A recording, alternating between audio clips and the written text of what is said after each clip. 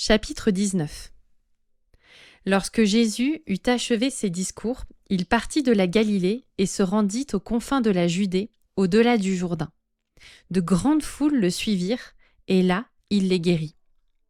Les pharisiens l'abordèrent et dirent pour l'éprouver : « Est-il permis à un homme de répudier sa femme pour n'importe quel motif ?» Il répondit : « N'avez-vous pas lu que le Créateur, au commencement, fit l'homme et la femme, et qu'il dit : c'est pourquoi l'homme quittera son père et sa mère et s'attachera à sa femme, et les deux deviendront une seule chair. Ainsi, ils ne sont plus deux, mais une seule chair. Que l'homme ne sépare donc pas ce que Dieu a uni. Pourquoi donc, lui dirent-ils, Moïse a-t-il commandé de donner à la femme un acte de divorce et de la répudier ? Il leur dit : c'est à cause de la dureté de votre cœur que Moïse vous a permis de répudier vos femmes. Au commencement, il n'en était pas ainsi. Mais je vous dis, quiconque répudie sa femme, sauf pour infidélité, et en épouse une autre, commet un adultère. Ses disciples lui dirent : si telle est la responsabilité de l'homme à l'égard de la femme, il n'est pas avantageux de se marier. Il leur répondit : tous ne comprennent pas cette parole, mais seulement ceux à qui cela est donné. Car il y a des eunuques qui le sont dès le sein de leur mère, et il y en a qui le sont devenus par la main des hommes, et il y en a qui se sont rendus eunuques à cause du royaume des cieux. Que celui qui peut comprendre, comprenne.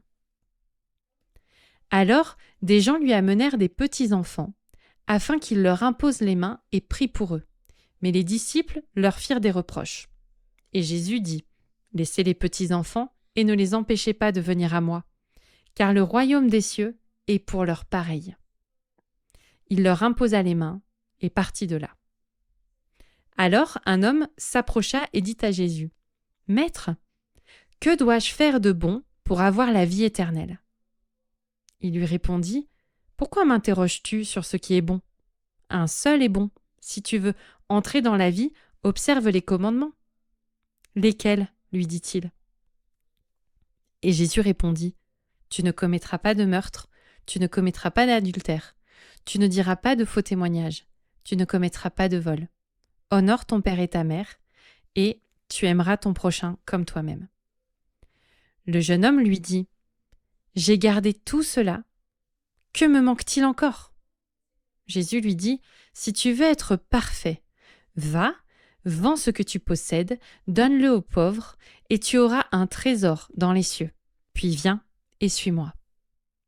Après avoir entendu ces paroles, le jeune homme s'en alla tout triste, car il avait de grands biens. Jésus dit à ses disciples : en vérité, je vous le dis, il est difficile à un riche d'entrer dans le royaume des cieux. Je vous dis encore, il est plus facile à un chameau de passer par un trou d'aiguille qu'à un riche d'entrer dans le royaume de Dieu. Les disciples, entendant cela, étaient très étonnés. Ils dirent : qui peut donc être sauvé ? Jésus les regarda et leur dit : aux hommes, cela est impossible, mais à Dieu, tout est possible. Alors, Pierre prit la parole et lui dit : voici que nous avons tout quitté et que nous t'avons suivi. Qu'en sera-t-il pour nous ? Jésus leur répondit : en vérité, je vous le dis, quand le Fils de l'homme, au renouvellement de toutes choses, sera assis sur son trône de gloire, vous de même qui m'avez suivi, vous serez assis sur 12 trônes, et vous jugerez les 12 tribus d'Israël.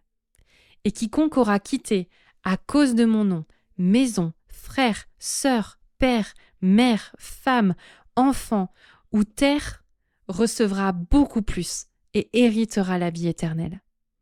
Plusieurs des premiers seront les derniers, et plusieurs des derniers seront les premiers.